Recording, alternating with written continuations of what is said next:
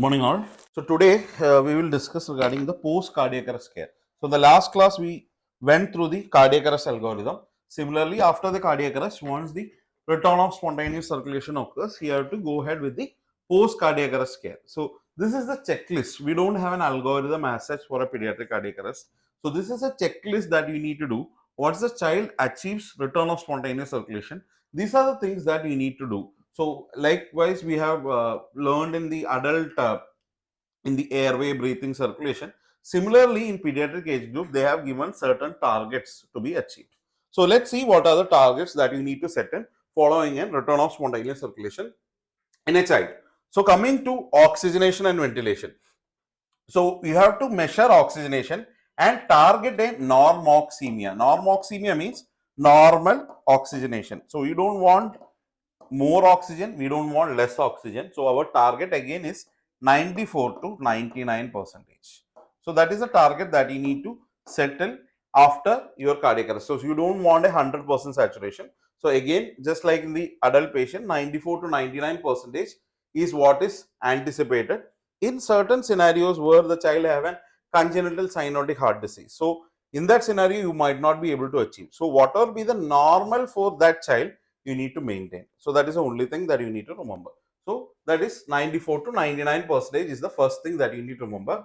And measure a target and target PCO2. They will sit 35 to 45 in adult, but here again depending upon hyper or hypocapnia, you can set the target. But routinely you decide that you need to maintain a normocapnia. So normocapnia needed to be maintained. So that is regarding your oxygenation and ventilation. So here they are not saying any respiratory rate that you need to set in. So our target is one thing is oxygenation of 94 to 99% of SpO2 and maintain normocapnia, or whatever is that adequate for that child you need to maintain. So that is regarding your oxygenation and ventilation. Coming to the hemodynamic monitoring. So hemodynamic monitoring, again you need to understand that we have to have set specific targets for each age group. So as I told yesterday, 1-year-old child will not be similar like a 2-year-old child. So their requirements will be different. So what is normal for that age group you should understand, and you should be able to set those things. So every day you need to check, reassess the child, and you have to see whether you need to continue the same blood pressure targets or whether you need to increase. So every day is not the same. So that is what we have said. Set specific hemodynamic goals during post cardiac care, and you need to review it daily. Every day you need to check whether that is normal or not. So one simple formula that you can remember for a child blood pressure, okay, will be systolic blood pressure will be 70 plus age into 2. Child above 1 year, you can use this formula. 70 plus age into 2. So that should be the systolic BP. So if it is below that, the child is in hypotension. So that is the minimum requirement. Suppose the child is a 2-year-old child. What is the systolic BP that you need to anticipate? 70 plus 2 into 2, that is 74. So that will be the systolic BP for that age. So that is one simple formula that you can use. And monitor arterial blood pressure. If possible, you put an arterial line and monitor the arterial blood pressure, but routinely it is not needed. But most importantly, what you need to look in is for the perfusion to the organism. So perfusion to the organs. Among that, the one important thing is serum lactate level. So serum lactate level, if it is elevated, that means perfusion to the tissue is not happening well. And another thing is urine output. So these are the things that you can look in for. So serum lactate level and urine output. These are the two things that you can use to check whether how is the perfusion of the child is there or not. Next thing, use parenteral fluid boluses with or without inotropes to maintain a systolic blood pressure. So that is what I have said. So this is the blood pressure target. So to achieve this 70 plus age into 2, you need to have either you need to give IV fluids or vasopressors or inotropes depending upon the condition of the patient. So our target is to maintain a blood pressure above that. So these are the hemodynamic targets that you need to remember. First target, what you have said, first is the oxygenation and ventilation target. So this is the hemodynamic target that you have set.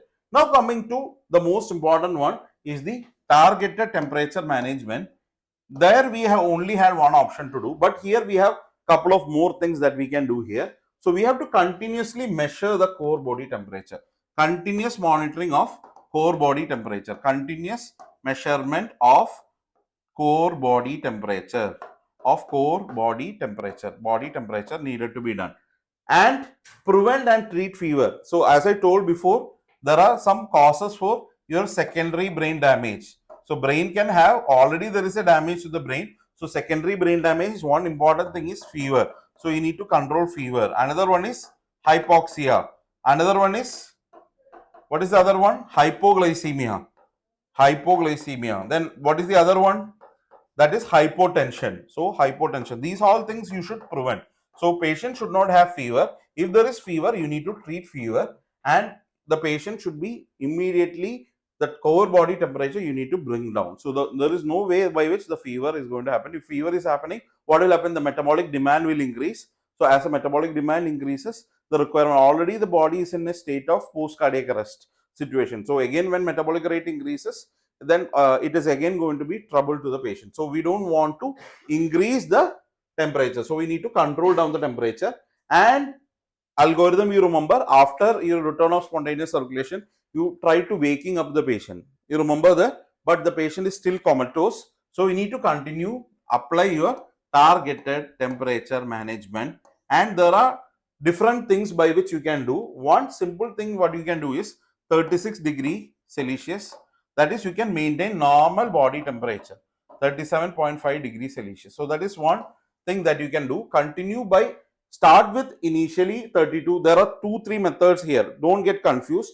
So simple thing is that you target a temperature of 36 degrees Celsius to 37.5 degrees Celsius. So that is one thing that you can remember. Just you can make it 36 degrees Celsius to 37.5 for the next 2 to 3 days. So you have to, there it was only for 24 hours.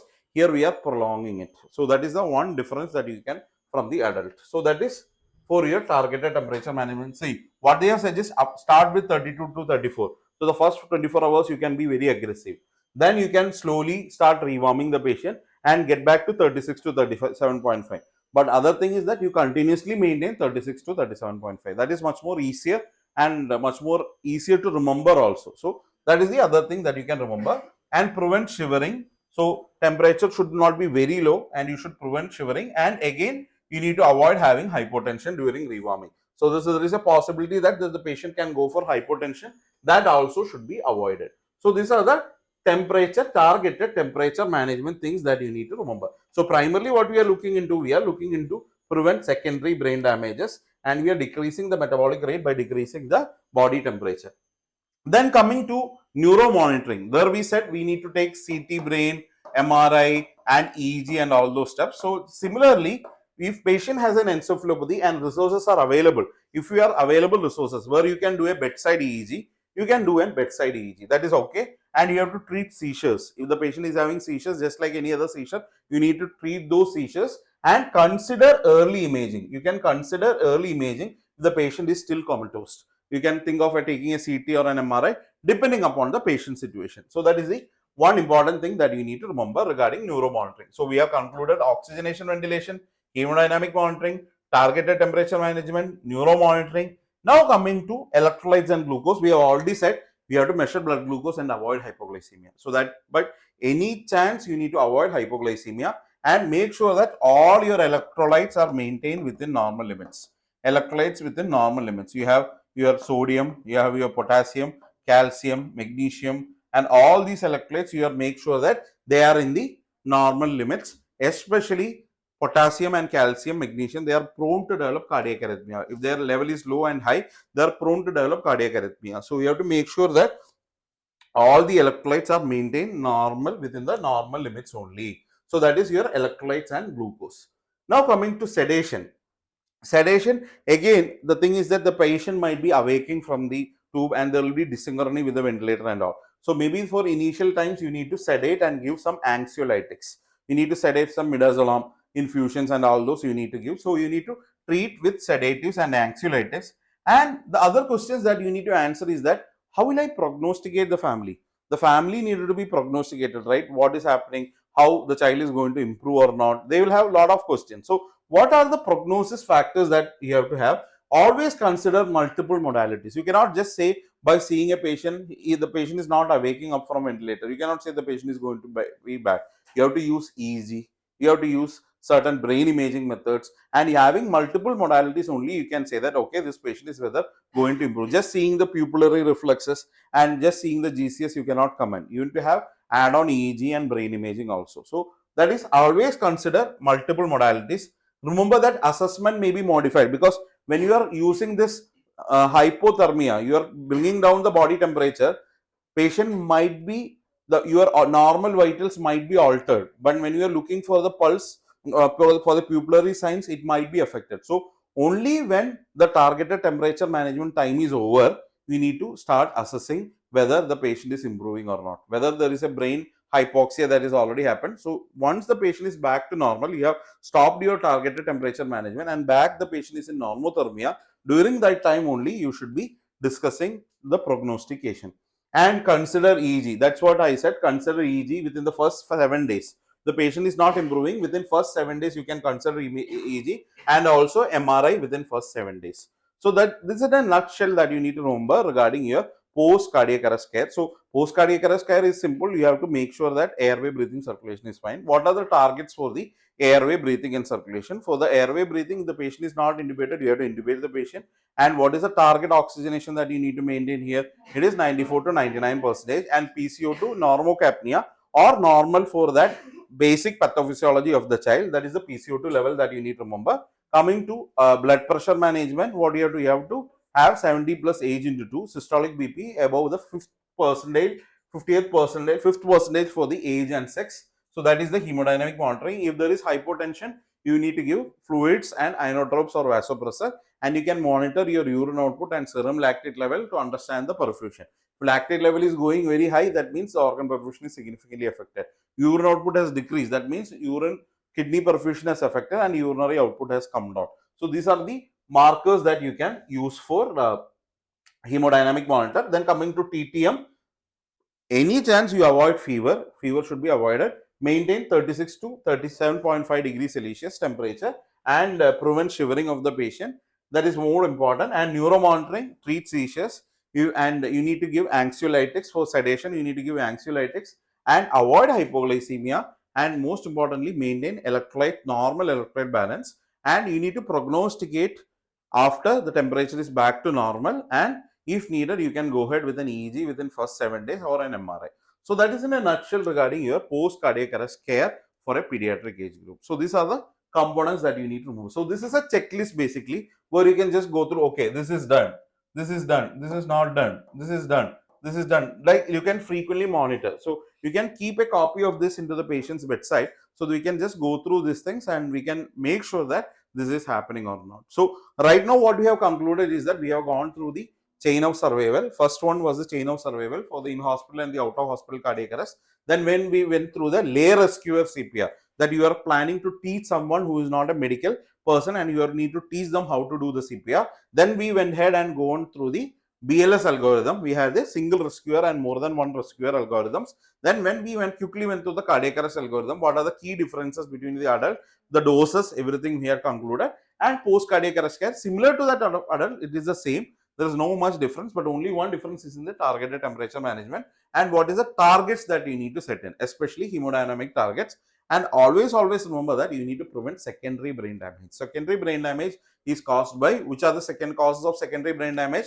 Hypoxia, hypoglycemia, hypotension and hyperthermia. You can HS, you can remember. So these are the HS that you need to avoid. So these things, see, this is not just for post cardiac arrest, traumatic brain injury. Any patient that is coming to you, this will cause already in a brain injury patient. There is a primary insult because of the brain injury. When there is an associated hypotension, again that brain injury will worsen. When there is an associated hypoglycemia, when there is an associated hypothermia, this all will worsen the brain injury. Already there is an insult. On top of that, you are adding in another insult. This will further worsen.